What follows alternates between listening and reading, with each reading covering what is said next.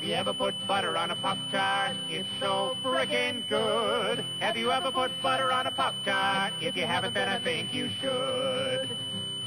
I was sitting in the kitchen one day and I was itching to fill up my belly with the piping hot jelly of the best damn treat in the world. He's talking Pop-Tart. And I saw a stick of butter and it almost made me shudder and scream like a baby girl.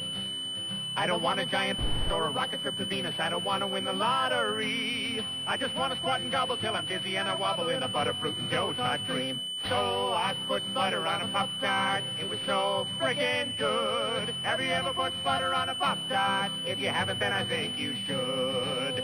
Everybody, come along with us.